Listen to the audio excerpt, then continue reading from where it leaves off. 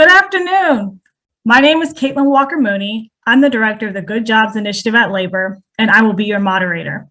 It's an honor to be at this town hall discussion with such a distinguished group of folks celebrating this new partnership between labor and transportation to expand job quality and promote equity in infrastructure.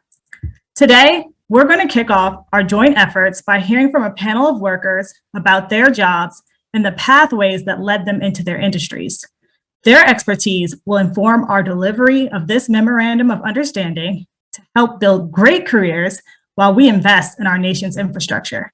Honestly, I'm really excited to be in the company of other people who love good government as much as I do. I'm so energized that our partnership is all about government actually working for real people, and I'm incredibly thankful for all the hard work, urgent clearances, never-ending Teams meetings, and late-night emails y'all put in to get us here. As Secretary Walsh will discuss later, here at Labor, we are committed to empowering all workers morning, noon, and night. This means investing in the nation's workforce to ensure people have the opportunity to thrive in their jobs.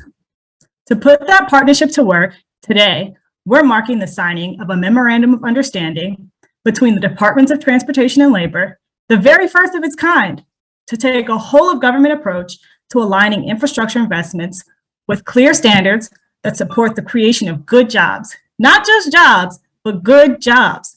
The expansion of equitable and proven workforce development strategies like registered apprenticeships, which we all know help to promote an inclusive and skilled workforce, and joint efforts by the departments to connect national, state, and local stakeholders to ensure we deliver on the promise of these investments for our workers and our communities. Today, we will hear from workers across transportation sectors about programs and strategies like registered apprenticeship and local hiring that this MOU seeks to scale across the U.S.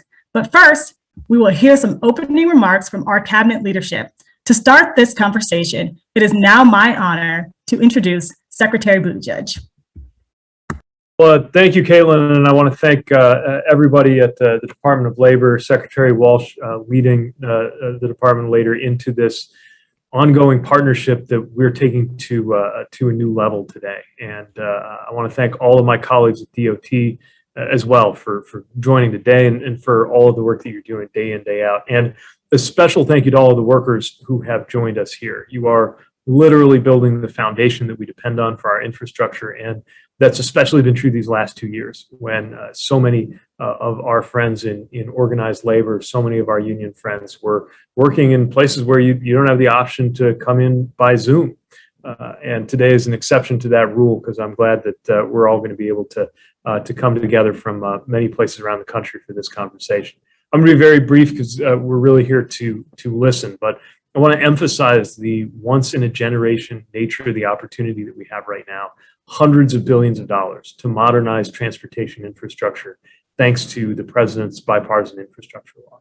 We know that is going to create a lot of jobs. We've got to make sure that we've got enough people ready to fill those jobs with the right kind of training, the right kind of skills for where those jobs are headed.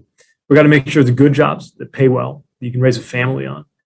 We've got to make sure those jobs have the free and fair choice to form a union, knowing that unions, as the president always says, built the middle class.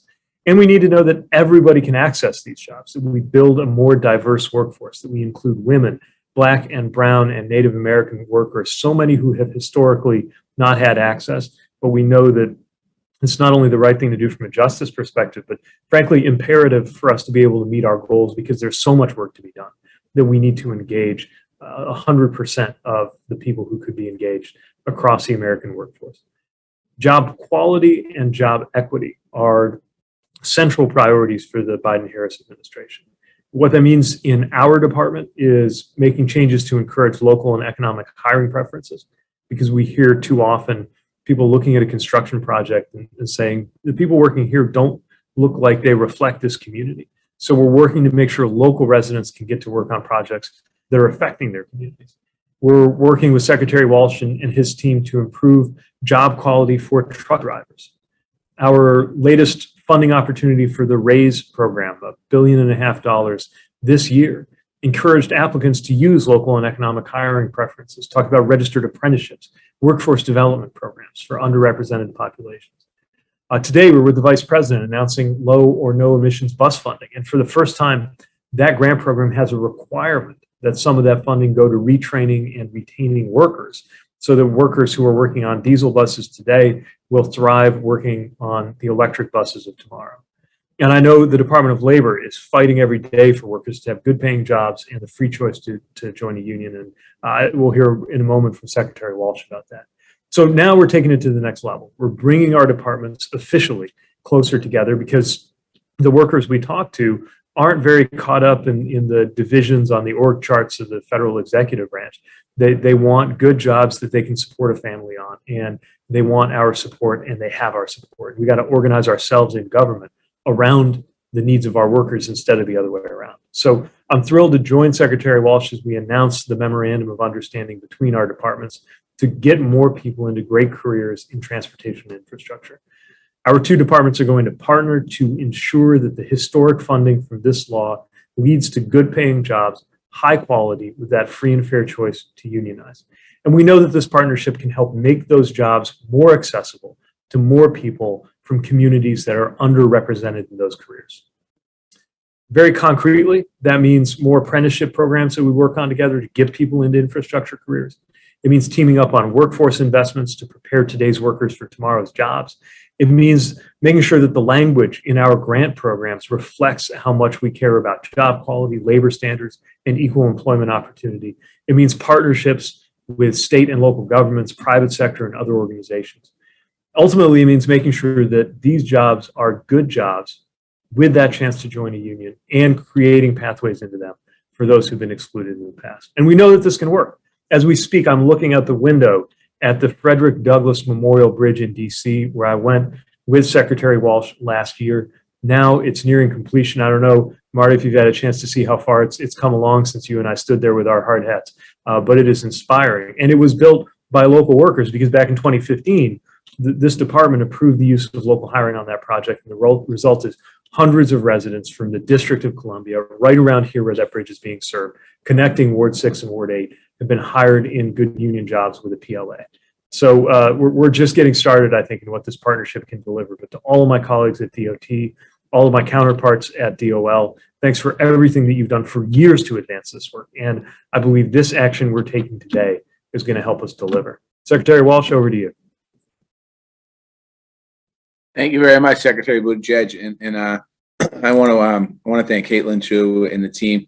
Secretary Buttigieg and myself, former mayors, we know what's needed to make the federal government good partners, and it's about collaboration. To the workers joining us today, thank you for taking the time that you're going to be sharing your experiences. Yeah, you inspire us to create more stories like yours across the country. And to the team at DOT and DOL, all the staff, thank you for the work you do.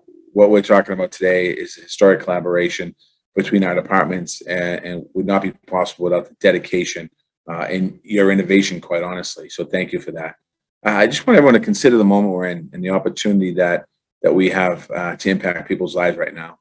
President Biden's policies have produced historic economic recovery.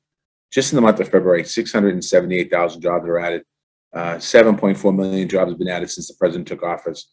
Our unemployment is down to 3.8%. Last year alone, we created more manufacturing jobs than any year since 1994 in the United States. The unemployment for those with less than a high school degree is at a record low. Unemployment for those with less than a high school diploma is at a record low, which is really amazing. We know that there's a lot of work to do, and Secretary Buttigieg talked about this on equity, on access, and on costs. But we're building the economy from the bottom up and the middle out, as the president likes to say. Secretary Buttigieg said we have a historic opportunity in front of us, and we do. President's Infrastructure Investment Act and Jobs Act is ready to deliver the biggest state and local investments we've seen in our lifetimes. This memorandum that we're talking about helps us make sure these investments create good middle-class union jobs and make sure women and workers of color and workers in all communities get those jobs, and that's going to be key. That's the heart of the president's economic agenda, building from the bottom up and middle out, and we're working together across the administration to deliver it. I do want to thank you, Pete, Secretary Buttigieg, again for outlining the priorities of the Department of Transportation under the MOU. I'm going to touch off focus here at DOL. In January at the United States Conference of Mayors, I announced something called the Good Jobs Initiative. Caitlin has been working really hard on this. The Good Job Initiative is an effort we are leading to improve quality jobs and equity across the economy. Workers are certainly seeking better opportunities. We see that now in the labor market in ways that we haven't seen it before. And workers deserve better opportunities than they had to access in the past. So we are reaching out to workers with information about their rights that they need to know. And we are working across the federal government and federal agencies to build job quality into the government contracting and grant making here in federal government. That means not just minimum wages, but living wages and prevailing wages. It means family and worker friendly policies like paid leave and access to childcare that a lot of families are struggling from right now. It means the right to join a union and practice collective bargaining. It means the freedom from discrimination and harassment. And importantly, it means pathways into these good jobs focused on workers who have been shut out in the past. Registered apprenticeships that reach more diverse workers and lead to in-demand jobs on infrastructure and climate resilience. Pre-apprenticeships that opens opportunities for women and people of color in underserved communities. You're going to hear from workers today that talk about the real impact of these programs that they have and the successes. We've seen them getting results all across the country. Through this memorandum of understanding, we can leverage infrastructure investments to do the work on a larger scale in a more systemic way. We can connect job training programs to projects that are funded by the federal government, and that will create a pipeline of skilled, diverse workers who can support their families and build up the community.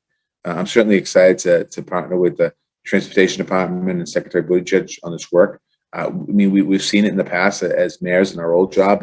When you have a hands-on approach like this and all the teams working together, the impacts we can actually have in people's lives, which is amazing. We know that successful workforce development happens in partnerships rooted at the local and regional level. We need to make sure that state and county and local governments and workforce boards and unions and community colleges and nonprofits and employers are all with us and working collectively together. In other words, with many of the people with us today, I want to say that all of you have been doing this work for a long time. I'm grateful for everyone's engagement, and I certainly look forward to moving forward as we move forward here. And just thank you. Thank you for, I know we're going to have some closing remarks in a few minutes, but I just want to say thank you. I know that I can speak for the secretary. I think when we both got our roles, we want to make a difference in people's lives. And when secretary's talking about people of color, and I'm talking about people of color, we had a cabinet meeting last week, and the president of the United States of America said that we need to make sure we're really creating opportunities and pathways into the middle class. It hasn't been done historically in the past. Lots of talk about it. Nothing's been done. And he basically scolded all of us at the cabinet to say, you need to do this work. And thank God that transportation and labor, we've been working together on this now for about 6 months. So we're ahead of the game. But again, thank you very much. And Caitlin, I think I turn it back to you. Thanks, Mr. Secretary. Next, we'll hear from our panel of worker experts from various transportation and infrastructure industries. Our panelists will discuss their jobs and the important pathways that led them into their careers, recommendations for DOL and DOT on policies that lead to quality job creation, and strategies for diversifying their sectors. I'm going to introduce each worker briefly, and then we will launch into questions where everyone can tell us more about their story. Kevin Philpotts is a train mechanic who works at SEPTA, the public transit system in Philadelphia. Kevin is a member of TWU Local 234. Jovan Johnson is a journeyman carpenter in Las Vegas, Nevada, with the Southwest Regional Council of Carpenters. Wayne Richardson is president of Laborers Local 55 in Newark, New Jersey, and a lead organizer with the Eastern Region Organizing Fund. He is also Essex County Commissioner and president of the Board of Commissioners. Ebony Farrow is the program manager for the Pathways to Apprenticeship program in Syracuse, New York. Leslie Cotton is a union plumbing apprentice with UA Local 290 through the Oregon Tradeswomen. Ron Sims is a Baltimore City Department of Public Works employee in the Water Department, and he's a member of AFSCME Local 44. Art Silvas is a tractor trailer driver in the feeder network for UPS and Teamster member with Local Union 986 located in Santa Maria, California. Renee Jones is the program director for the Chicago Women in Trades and an electrician with IBEW Local 134. Jermaine Gibson is the Workforce Development Director at ATU. His home union is ATU Local 265 in San Jose, which represents workers at Santa Clara Valley Transportation Authority. And Robert Johnson works in a non-union transit manufacturing facility and is volunteering on a union organizing drive at his plant. He won't be showing his face on camera or using his real name today because he is concerned about illegal anti-union reprisals by his supervisors. Now that I've done the basic introductions, I want to dive into our questions. We'll hear from about 3 to 4 workers for each question, and we'll have a chance to hear from all of you. To start off, I'd like for each of you to consider these questions. How did you get into your line of work? What's made your career successful? And how can government leaders make these careers more accessible? Leslie, I'd love to start with you. Thanks, Caitlin. My name is Leslie Cotton, and I'm a third-year plumbing apprentice with UA 290 in Portland. But long before this, in the early 90s, my single father was raising my disabled brother and me entirely alone. I did most of my schooling in a small town called Battleground. It was a struggle. There was no work there unless it was at the grocery store or the school. My dad commuted many hours a week back and forth to Portland, working graveyard shifts to ensure he could take us to school in the mornings. And when the car was totaled, the work stopped. We lost our duplex, and we moved into someone's basement. When I was old enough, I began working entry-level caregiving and office jobs. But after my dad nearly died at 70, I realized I needed more. I needed to be able to provide for my brother. I needed to have a pension and medical when I became 70. So I started researching and found an amazing pre-apprenticeship program with Oregon tradeswomen. I then graduated and entered a union registered apprenticeship. It changed my trajectory. I gained so many skills and I've had their support ever since. They helped me get work clothes and offered transportation funds. This kind of aid is so hugely important because it addresses the immediate local need. Many people are struggling too much to even think about a career change. They can't find childcare at the right hours. I've seen good workers, my friends, give up their trade because they couldn't find affordable childcare before 6 a.m. or after 4.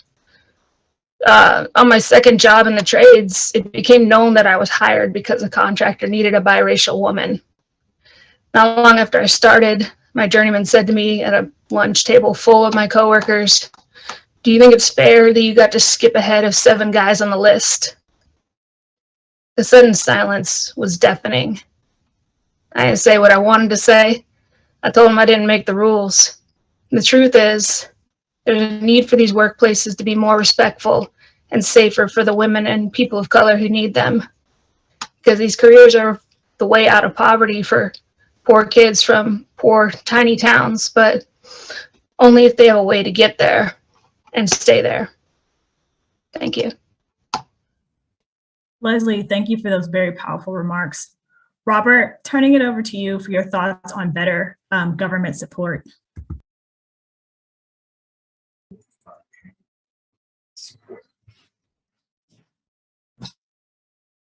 I know the government wants to keep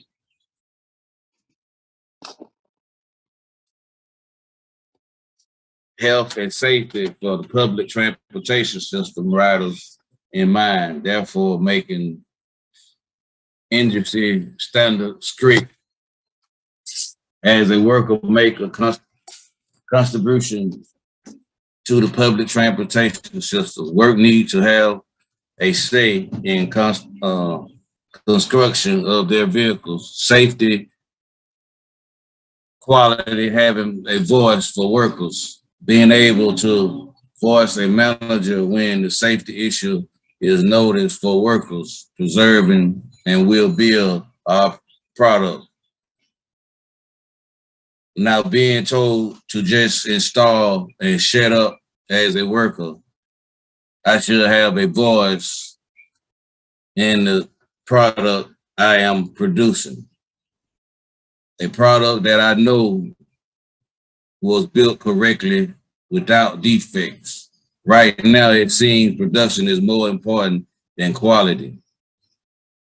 We are not only interested in fair treatment and pay, we also need a voice in our workplace. As a worker, we are vested in product. The success of the company equals our success. The government can help by supporting workers' rights to organize a voice in their workplace. The best quality product is being purchased with public money. I ask the government to support efforts for workers to fight for the voice in the workplace, which the community benefits agreement we are negotiating here in Alabama. This will give the workers a chance to voice free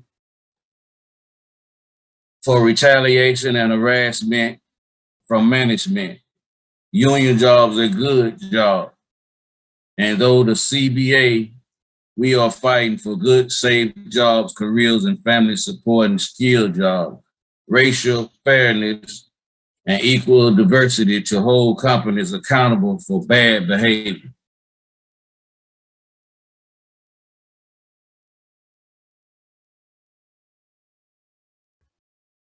Robert, thank you for being brave and for being here today. We really appreciate your participation. Javon, I'd like to invite you into this conversation to share a few remarks. Thank you, Caitlin. You know, I started with the Carpenters Union almost 20 years ago. I met someone, I was volunteering at Habitat for Humanity's project, and I met someone with the Carpenters Union, and she was an apprentice. She was on the apprenticeship side, and she encouraged me to join the apprenticeship. And at the time, I wasn't really interested. I didn't think it was anything that I would be capable of doing. You know, it wasn't something that was presented to me prior, even when I was in high school. So eventually, I was struggling. I was a single parent, and I was struggling trying to get my own place, take care of my kid.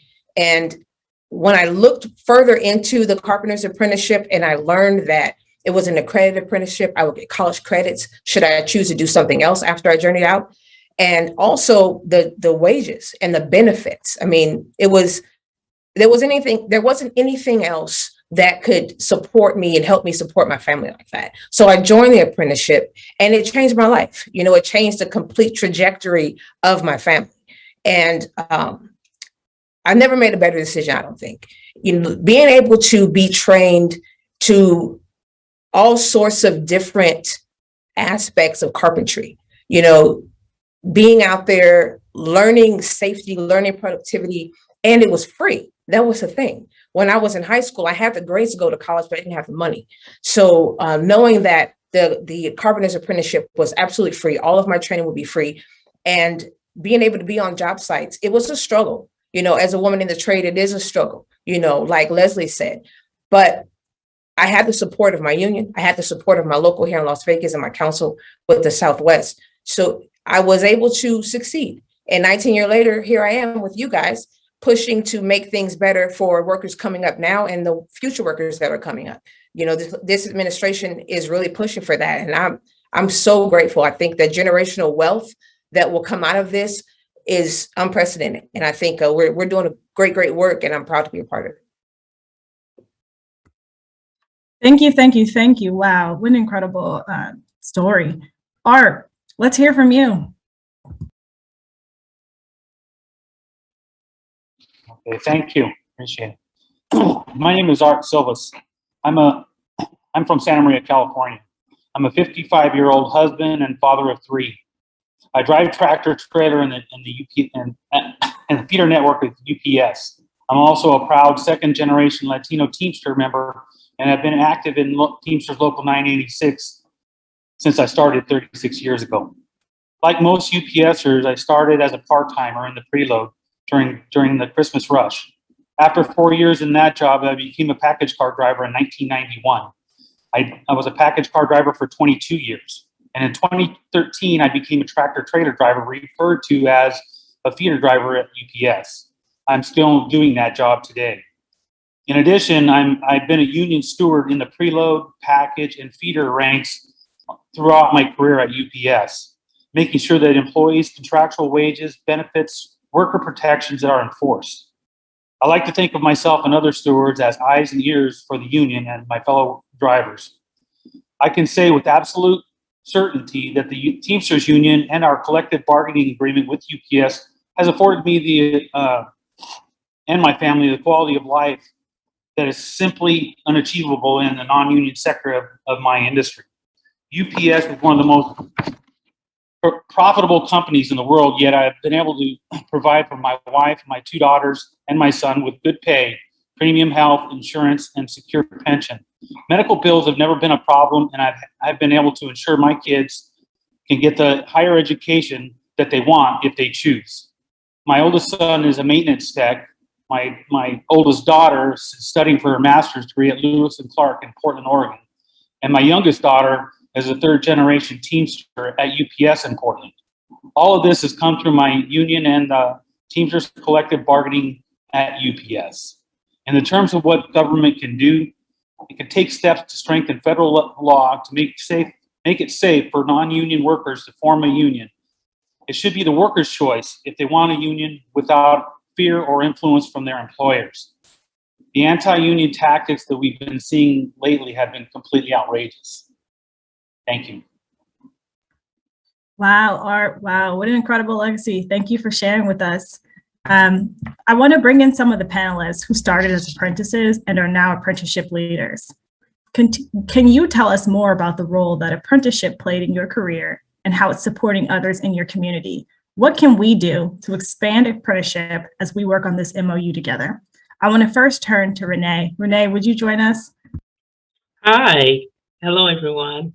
My name is Renee Jones, as I was introduced. I'm the program director for Chicago Women in Trade. I'm also a journeywoman electrician through IBEW Local 134. My career started in construction. I graduated from college first and was working 5 years in the social service field. My story mimicked Jovan. I was a single mother, and I also had an interest in working with my hands. I didn't discover this until I volunteered with Habitat for Humanity. I worked with Habitat for Humanity one day and assisting electricians that were volunteering on the job. I learned about the field. I learned about that career choice and apprenticeship program. It was in the back of my mind. It was nothing that I was going to pursue at the moment, but 2 years later, a friend of mine informed me of a pre-apprentice program that was training women to explore careers in the construction field. And that's when I remembered my experience with Habitat for Humanity. And also, while I was working with those electricians, I found out they were making more than me with a college degree. And they didn't have a student loan to contend with. So when I went through the pre-apprentice program, I learned about other non-traditional jobs and was interested still in being an electrician. I didn't get called right away to be an electrician, so I landed in a job at the railroads working another non-traditional job until the electrician apprenticeship program contacted me. I worked as an electrician for 16 years, and during the recession, when we were sitting at home for a while, I decided to go back to my social service field. I enjoyed my years as an apprentice and working as an electrician. With the hardships about those jobs that Jovan and touched on, and Leslie, are real. But we have to do more about training women and getting them informed about these positions and careers so that they can have the opportunity to make sure they have the opportunity to be a part of those career choices. The communities that we serve are communities with low income. And yes, we are making a big impact in their lives when we're giving them the opportunity with a high school diploma to get a career that will make money to have a decent wage where they can raise a family on. It does change the trajectory of their lives. Seawood alone this year will be probably graduating about 150 women through the programs that we are doing. And we want them to not only graduate, but be successful in their career choice. That means that when they go out into the field, they need to feel safe. They need to be safe from harassment. They need to feel safe that they're in an environment that's going to encourage them more in their careers and give them steady employment. So pre-apprenticeship programs are not just enough alone. We need to eliminate the challenges through strong affirmative actions, goals with strong measures for enforcement and compliance. We also need to ensure that we remove barriers that women that are on this panel will be speaking about. And that means provide supportive services for women, especially women of color, and all other underrepresented groups. We need to have the resources that they need to support them for transportation, application fees, and childcare. Last year, Chicago Women in Trade spent over $100,000 in supportive services for our participants. And we need these fundings to do those. So it's important that those are included in the aspect of let's do something about bringing women and people of color into the field. We have to provide the wraparound services to keep them there. Infrastructure involvement presented opportunities to significantly grow the number of women in the trade. But this will only happen if there are universal and effective equity measures, specifically designed to increase diversity and inclusion. But more importantly, we have to get about the work of doing what we say we're going to do. It's one thing to talk about it, but we really need to put that in action. Well, some of the measures we could do is establish and enforce goals for women and apprenticeship programs. We need to require states to spend a portion of the infrastructure funding on workplace development, major expansion of women apprenticeship and non-traditional occupational jobs programs across the country. We reach a lot of women in Chicago, but we're limited to that geographical area. And also like Oregon tradeswomen, we need more of these programs around the country. And we need them funded. And this is a good time, a good opportunity to expand that through infrastructure programs. We need to educate states and major contractors about the workforce development and respective workspaces in compliance with Executive Order 11246. And I want to emphasize that while we support local hiring provisions, they're not enough alone. We also know that all the work is best if there is transparency, provision, demographic data about workers on the program, on the project. Finally, thank you for this opportunity. We have a lot of written and more detailed guidance if you want that from Chicago Women in Trades. We have a whole department developing policies that will make women safe in the workplace. Very much appreciated, Renee, and looking forward to taking you up on the offer on your information. Jermaine, turning it over to you to talk about your experience in San Jose. Yes, hold on, let me get my screen up. Can you hear me? All right. Sorry. All right. Good afternoon. My name is Jermaine Gibson, and I'm the Director of Apprenticeship and Workforce Development for the Amalgamated Transit Union, ATU. Under the leadership of our International President, John Costa, my role is to help build workforce development programs that include registered and pre-apprenticeship programs for all our ATU locals, their transit agencies, and the communities that they serve. Public transit registered apprenticeship programs are relatively new, especially when it comes to bus and rail operators. The men and women who operate and maintain public transit vehicles are not always seen as professionals. It takes a high degree of skill and professionalism to operate a 40 to 60-foot bus through crowded city streets. Being a former coach operator myself at Santa Clara Valley Transit Authority, it is a profession that requires an ethic of service, a positive attitude, and the ability to consistently make sound judgments throughout the workday. Under the leadership of Ms. Noria Fernandez and ATU Local 265, I was honored to be part of the team that helped register the first coach operator apprentices in the United States back in 2016. There are now 5 transit agencies with fully functional programs, with another 25 soon to follow. Between the 5 programs, we have registered more than 700 apprentices, and over 500 of them have already graduated. Public transit faced many of the same challenges the trucking industry is facing, both lack having enough highly skilled operators and mechanics to maintain their current fleets. And as we transition to zero emission technology, it will become more difficult to find qualified workers. ATU understands the importance of this transition to clean energy and its direct connection to that of proper training, which leads to the protection of our jobs. ATU believes that registered and pre-apprenticeship programs is one of the vital solutions to address this worker shortage. We know investing in underrepresented communities will help uplift and supply us with the workers that we so urgently need now and in the future. Thank you. Thanks so much, Jermaine. Over 700 apprentices, that's incredible. Kevin, we'd appreciate you getting in here. Share some insights with us. Good afternoon. Good afternoon. My name is Kevin Philpotts, and as we stated, I am a member of TW Local 234 on behalf of SEPTA as well.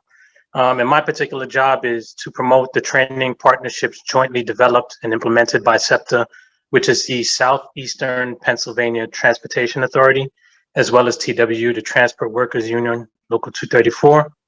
And I also would like to ensure that all our members receive quality training and opportunities to advance within their craft. And while in training, I assess student progress. I assist in the training department and various work groups to evaluate new technologies in training, curriculum, training aids, and mock-ups to improve training. And I'm heavily involved with our apprenticeships. I think they're vital. As we all know, apprenticeships are a win-win for companies. In our particular case, it would be the transit agencies. They help to meet the demand of skilled workers while offering workers higher wages and better employment potential.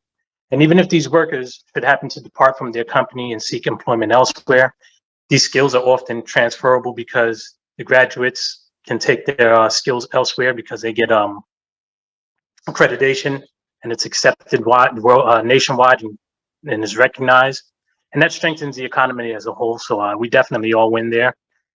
And the importance of this cannot be overlooked, particularly as it pertains to millennials, minorities, and other underrepresented groups who unfortunately, by and large, suffer from disproportionately high unemployment, low-wage jobs, and often enough crippling student debt. Apprenticeships and the training they provide are obviously a viable option for these individuals because training is a part of their job now, and they aren't sacrificing employment to focus, to focus on education and skill building. To put this in perspective, nearly every medical doctor participates in an apprenticeship of sorts, and during their internships and residencies, doctors receive on-the-job training, classroom-based training, along with their salaries. So we know that this is a proven system. And lastly, as companies inevitably have personnel turnover, they need to have a stable and reliable stream of qualified employees to rely on. A skilled line of succession is essential to the company's prosperity as it keeps things operating without disruption. Kevin, thank you so much, especially for hitting home the importance of apprenticeship and on-the-job training and the fact that it's a no-debt option. Wow. Ron, turning it over to you. Sorry, Ron, you're on mute. Can you unmute for us? Yes. Yes, how y'all doing? My name is Ron Stems from Baltimore, Local 44, Ask Me. I worked for Baltimore City for 16 years. In June 2019, I started a utility install repair apprenticeship. It has 1 year classroom learning and 1 year in the field. I learned soil maintenance, storm drain, and fresh water. It taught me how to do the work and how to do and stay safe. How to do and investigate a cut and use a dish box and a harness and enter exit ladders when I was doing fresh water. My apprenticeship means I'm learning skills nobody can take away from. It means I'm earning more money than I was before. An apprenticeship means that I can work into rooms. I can walk into rooms and stand tall because when called on, I can give my input on what I'm talking about. What I would say to you, they need more people. They need more people and needed to know about these apprenticeships. In Baltimore, my union asked me, Local 44 is going to different neighborhoods to talk to young people about opportunities to get skilled and good jobs. This all started because the union got involved because the pandemic went door to door on Saturdays to let people know about these apprenticeships. We go into the communities to help educate people who want to get ahead in life and want to get a skill and stop living paycheck to paycheck. Our union will go into inner city neighborhoods and give out pamphlets and talk to them as well. Even help them fill out forms to sign up. And that's what the union is basically here for, to help each other out. I got a young man in my department who started 3 months ago. He was one of the guys who I helped sign up. He's really excited about this job. Every morning he's smiling, and every morning I can't help but to smile when I see him. If you put yourself forward, it'll pay off. It's an exciting program, and we need more people to get out there and talk about this. We have a once in a generation chance to transform our communities and empower working people. The apprenticeship needs a cost of living pay and a pay increase every year. Thank you. Oh, now I'm on mute. Thank you, Ron. We love to hear it. We're so excited about you recruiting the next gen. That's awesome. Turning to our next question, Secretary Buttigieg mentioned that local and economic hiring preferences are now allowed in construction projects. I know a couple of you have been involved in advocating for local and economic hiring in your communities. Can you all tell us about your experience and the benefit it provides for the community, and what can we do at our level to encourage local hire? I want to start off with Wayne. Wayne, would you start us off? Absolutely, and thank you for the question, and really thank you to both secretaries for putting this panel together, this town hall meeting. So as we talk about local hire and its importance, I just want to start off with an example of a young man who is a member of Laborers Local 55, a residential construction local union here in the city of Newark. Several years ago, he had no skills, no training. He was living in his grandparents' basement. So by him getting an opportunity for 15 months to work exactly 3 blocks from his house, working on a building that was going up, it gave him the skills. It taught him how to come to work on time, how to save his money. So not only did it have an effect on him, so some of the other young men in the community saw what he was doing, the life changes that he had made, and they also got involved. They wanted to be a part of the apprenticeship program and get that same training.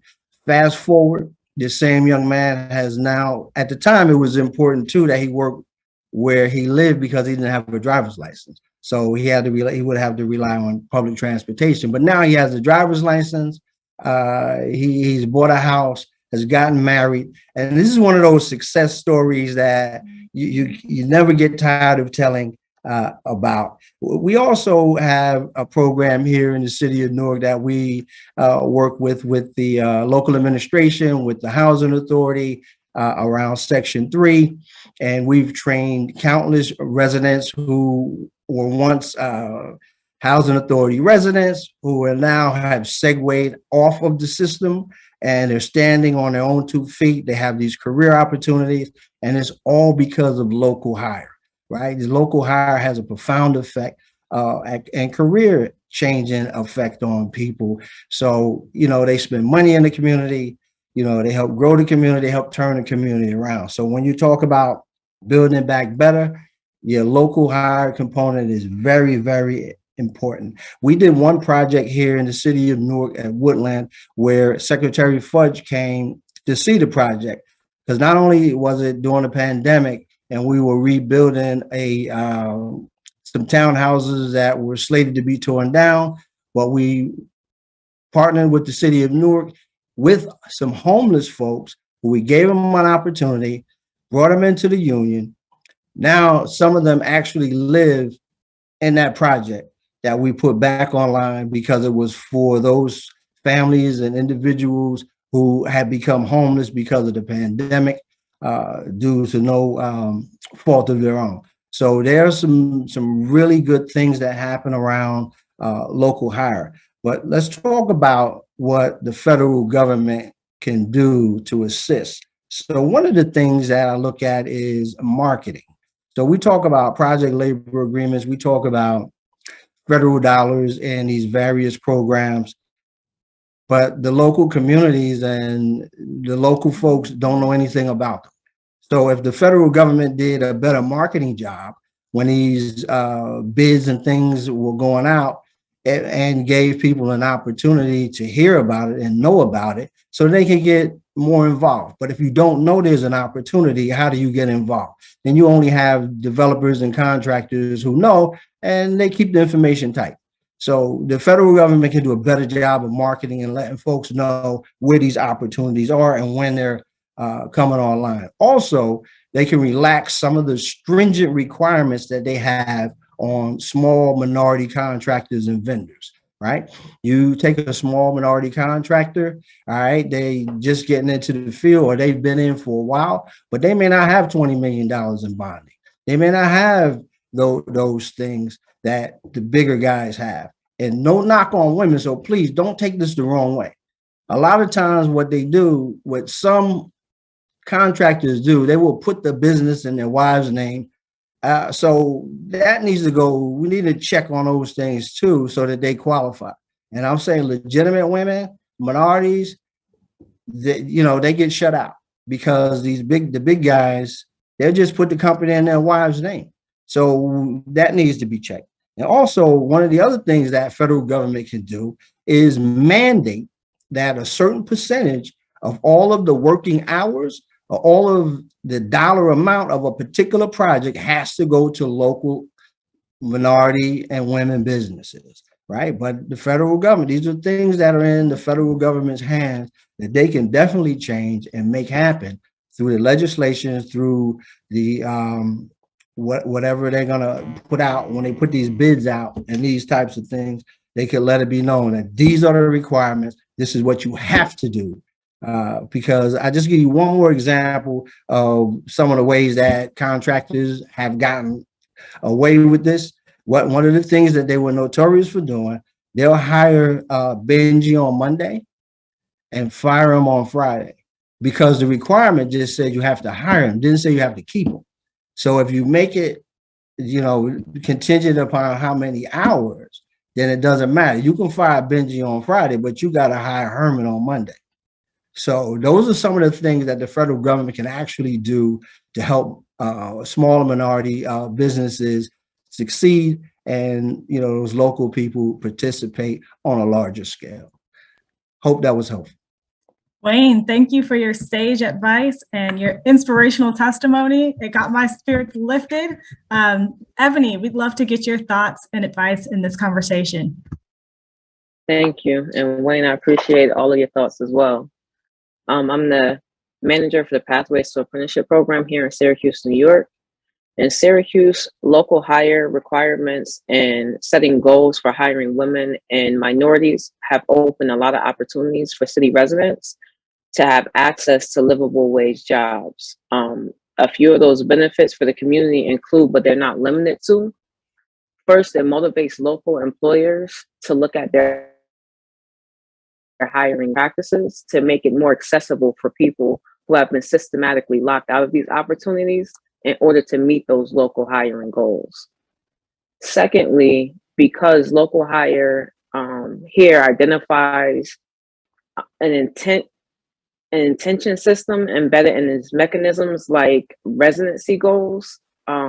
So essentially, we're asking that 20% of those working hours go to those who live in this city.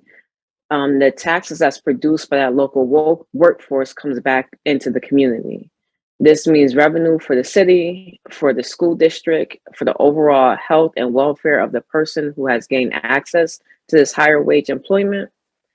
And also, I'm going to mention in regard to the 81 project that's going on here, is that the local hire here requires prioritizing hiring and training for the purpose of hiring as well. The individuals who are mostly affected by that project, so those who live adjacent to that high impact portion of this highway redevelopment, helping to mitigate the economic disenfranchisement that occurred when the highway first was built.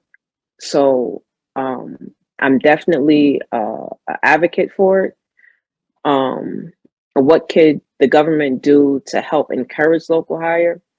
We have a program here called Syracuse Build, designed to build capacity of the city residents so that we can get these good jobs. Mentioning that program, Pathways to Apprenticeship, Syracuse Build, in these PLAs, educating the community about what's going on so that they can hear this name more often, so they sign up for these jobs, become a part of this workforce, I think is a major component to making local hire a greater success than what it currently is. And then in regard to transportation and childcare, I think helping to continue to fund services like that. So as people are getting into construction, especially women and those who are minorities, have access to childcare as well as transportation, are major factors in continuing the success of this. Thank you. Thank you, Ebony, for those innovative strategies. We needed that, and looking forward to connecting with you more on those. Because we're a little bit short on time, I'm going to skip our next question, but happy to engage with folks here at a different time. I do want to give our secretaries a chance to weigh in. Secretary Walsh, Secretary Buttigieg, do you guys have any questions for our panelists?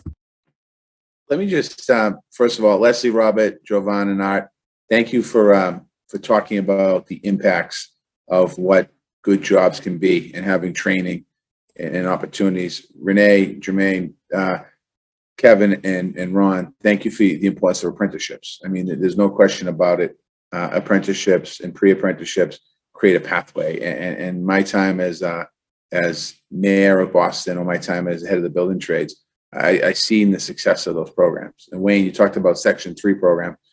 We had one of those in Boston under the Project Labor Agreement back in 2011 from the American Recovery Plan.